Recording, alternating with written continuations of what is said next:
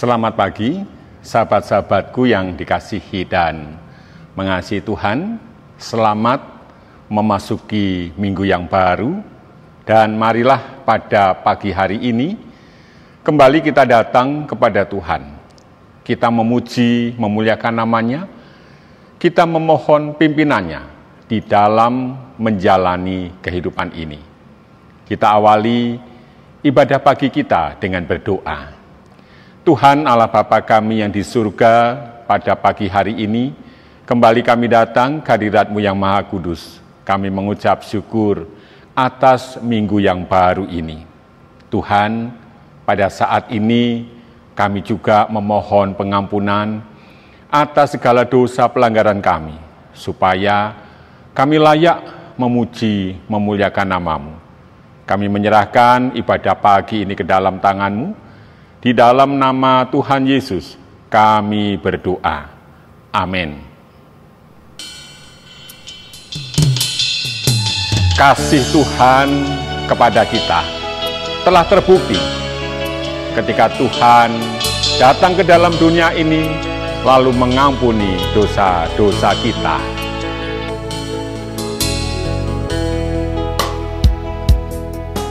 Kasih Allahku sungguh telah terbukti ketika Dia serahkan anaknya. Kasih Allah mau berkorban bagi kau dan aku. Tak ada kasih seperti kasih-Mu. Kasih Allahku sungguh telah terbukti ketika Dia serahkan anaknya. Kasih Allah mau berkorban bagi kau dan aku. Tak ada kasih seperti kasih-Mu. Bersyukur, bersyukur, bersyukurlah, bersyukur karena kasih setia-Mu. Ku sembah, ku sembah, ku sembah dan ku sembah. Selama hidupku ku sembah Kau Tuhan.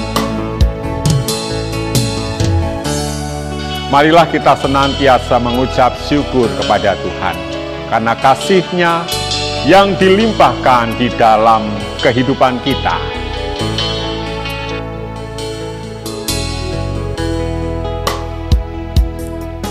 Kasih Allahku sungguh telah terbukti ketika Dia serahkan anaknya.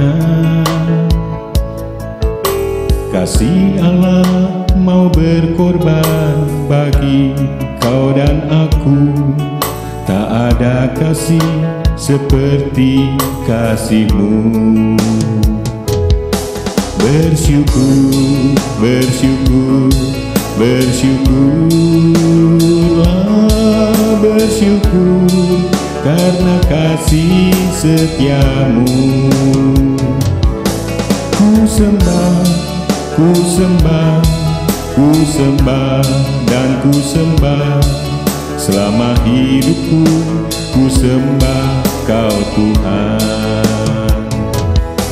Bersyukur, bersyukur, bersyukurlah, bersyukur karena kasih setia-Mu.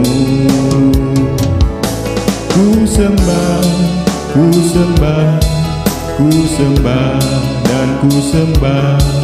Selama hidupku ku sembah Kau Tuhan.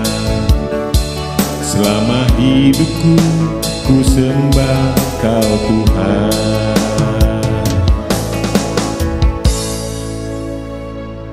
Terkadang di dalam diri seseorang ada sebuah pertanyaan. Mengapa Tuhan membiarkan kejahatan terjadi? Dan hal ini juga ditanyakan di dalam Ayub. Mari kita membaca Ayub 24 ayat 1 dan 2 yang demikian.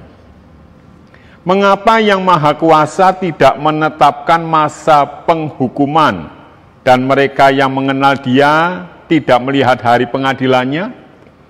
Ada orang yang menggeser batas tanah, yang merampas kawanan ternak, lalu menggembalakannya. Amin.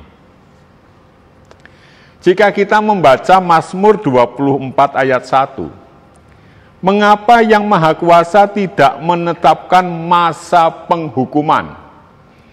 Jadi pertanyaan ini seakan-akan hendak mengatakan mengapa orang jahat kok dibiarkan, tidak segera ditetapkan, dihukum, dihentikan, dimusnahkan.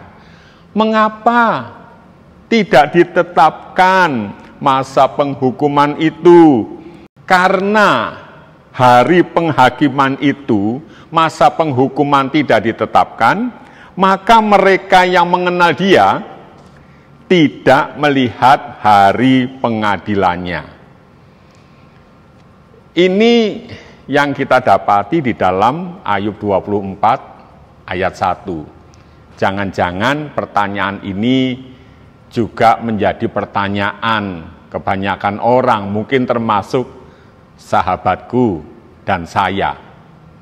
Tetapi jika kita renung-renungkan, mengapa Tuhan membiarkan kejahatan? Ini adalah pernyataan yang salah atau pertanyaan yang salah. Mengapa bisa saya katakan salah? Sebab pada dasarnya dunia yang sudah jatuh ke dalam dosa ini adalah jahat. Semua orang telah kehilangan kemuliaan Allah. Artinya dunia ini memang jahat. Dan Tuhan tidak pernah membiarkan kejahatan itu. Apa buktinya? Buktinya adalah Tuhan bersedia datang ke dalam dunia ini. Di dalam Yohanes 3 ayat 16 jelas sekali. Karena begitu besar kasih Allah akan dunia ini, maka Allah mengaruniakan anaknya yang tunggal, supaya setiap orang yang percaya kepadanya tidak binasa, melainkan beroleh hidup yang kekal. Jadi saya membayangkan pada saat itu terjadi banjir bandang sangat besar, semuanya tenggelam, orang-orang hampir tenggelam, lalu Allah mengirimkan sekoci. Jika orang bersedia naik ke sekoci atau perahu itu, maka selamatlah. Tetapi jika tidak bersedia, maka dia akan berada di dalam banjir yang besar, mengalami penderitaan, mengalami berbagai-bagai yang tidak nyaman. Maka jangan pernah mengatakan, mengapa Allah membiarkan aku seperti ini? Sekali lagi saya katakan, Tuhan tidak pernah membiarkan. Tuhan selalu menghadirkan pertolongan. Hanya saja sekarang pertanyaannya, apakah kita bersedia masuk ke dalam pertolongan Tuhan atau tidak? Ketika kita masuk ke dalam pertolongan Tuhan, maka kejahatan dunia ini tidak akan bisa menjangkau kita. Contohnya Yusuf. Yusuf mendapat kejahatan, iya, banyak sekali dia mendapat kejahatan. Tetapi Yusuf bisa berkata, reka-reka yang jahat itu Tuhan bisa membuat menjadi reka-reka yang baik. Jadi sekarang pertanyaannya, bagaimana sikap kita terhadap pertolongan Tuhan? Apakah kita bersedia menerima pertolongan Tuhan atau menolak pertolongan Tuhan? Jika kita bersedia menerima pertolongan Tuhan, maka kita harus hidup sesuai dengan apa yang Tuhan sabdakan. Sebab sabda Tuhan itulah yang akan menuntun kita masuk ke dalam pertolongan Tuhan. Oleh karena itu marilah kita menjalani kehidupan kita pada minggu yang baru ini dengan bersedia menerima pertolongan Tuhan. Karena dunia yang jahat ini seringkali menggoda umat percaya. Tetapi jika umat percaya bersedia menerima pertolongan Tuhan, maka dunia yang jahat tidak akan dapat menghancurkan umat percaya. Mari kita berdoa. Tuhan Allah Bapa kami di surga, tolonglah kami Tuhan, supaya kami bersedia menerima pertolongan-Mu. Supaya kami bersedia hidup seturut dengan kehendak-Mu. Tolonglah kami Tuhan, tolonglah kami, supaya kami dapat menjadi anak-anak-Mu yang senantiasa bersukacita. Pada hari ini kami hendak memasuki kehidupan kami di minggu yang baru. Kami memohon pertolongan-Mu ya Tuhan. Kami juga memohon pertolongan-Mu untuk kehidupan kami pada hari ini. Kami menyerahkan untuk sahabat-sahabat kami yang sedang sakit maupun sedang di dalam pergumulan, kiranya Tuhan menolong mereka, memulihkan mereka. Bagi mereka yang sudah lanjut usia, Tuhan berkenan memberikan kesehatan, kekuatan kepada mereka. Bagi para kaum muda, berkatilah supaya mereka juga dapat meraih masa depan mereka bersama dengan pimpinan-Mu. Berkati bangsa dan negara kami, berkati para pemimpin kami supaya mereka dapat memimpin kami dengan penuh kebijaksanaan.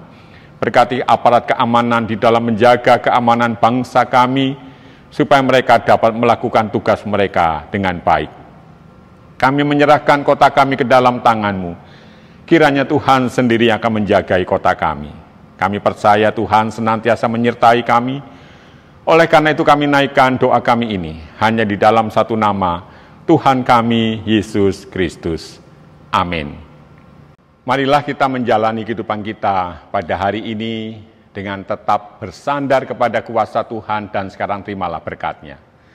Tuhan memberkati engkau dan melindungi engkau. Tuhan menyinari engkau dengan wajah-Nya dan memberi engkau kasih karunia. Tuhan menghadapkan wajah-Nya kepadamu dan memberi engkau damai sejahtera. Amin.